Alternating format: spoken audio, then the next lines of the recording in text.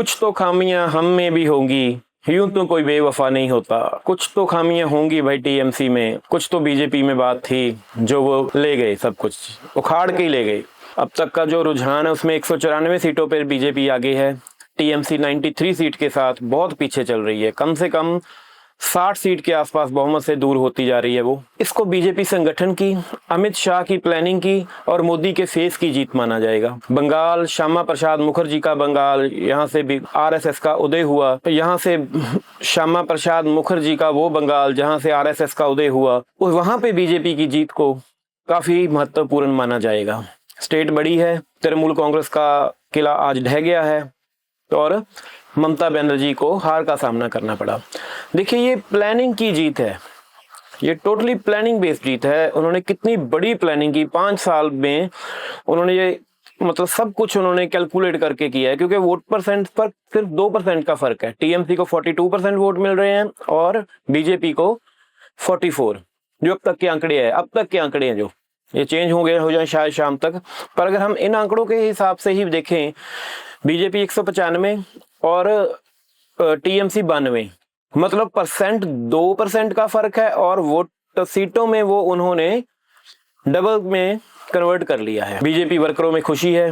TMC के नेता ममता बनर्जी ने एक वीडियो जारी करके कहा है कि उनके घर के बाहर जय श्री राम के नारे लगा रहे हैं बीजेपी के लोग। टीएमसी से उन वर्करों से उन्होंने कहा अभी मतदान केंद्र है, जो गिनती केंद्र है, वो छोड़ के ना जाएं, यहाँ रहें, अभी काफी टाइम है, तो वहां पे डटे रहें। जो लग रहा है उससे ये लग रहा है कि बीजेपी जीत गई है। लग नहीं रहा, लगभग जीत गई है, क्योंकि 2 राउंड की गिनती बाकी, कहीं 3 राउंड की बाकी है और काफी जगह बीजेपी अच्छी लीड ले चुकी है। ये सब फिर वही कहूंगा लास्ट में प्लानिंग की जीत है। अब आते हैं तमिलनाडु में, एक बहुत बड़ा उल्टफेर हो गया है। वहां विजय ने एक नया चमत्कार कर दिया है। विजय 110 सीटों पे आगे चल रहे हैं। डीएमके जिसकी सरकार बन रही थी वो 60 सीट्स पर है। एआईडीएमके जो एनडीए का गठबंधन है वो 65 सीटों पर आगे चल रहा है। स्टाइलन अपनी सीट से भी पहले पीछे चल रहे थे, अब तो वो शायद आगे हो गए कोल्हापुर से। तो विजय एक फिल्मी एक्टर थे, उन्होंने एंट्री जैसे साउथ का हीरो एंट्री मारता है, बिल्कुल उसी तरह से एंट्री मारी है।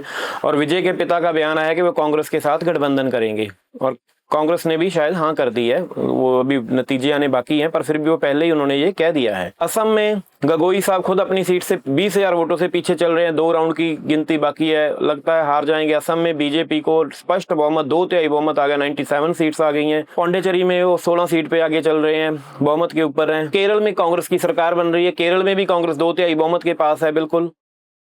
तो आज का दिन होगा, पड़चोल का दिन होगा। जो जीते उनको बधाई और जो हारे उनके लिए मंथन का टाइम है। उनको देखना पड़ेगा कि वे क्यों हार हुई, क्या बात थी, क्या खामियां थी। अगर वीडियो अच्छी लगी तो वीडियो को लाइक करना, चैनल को सब्सक्राइब करना। धन्यवाद।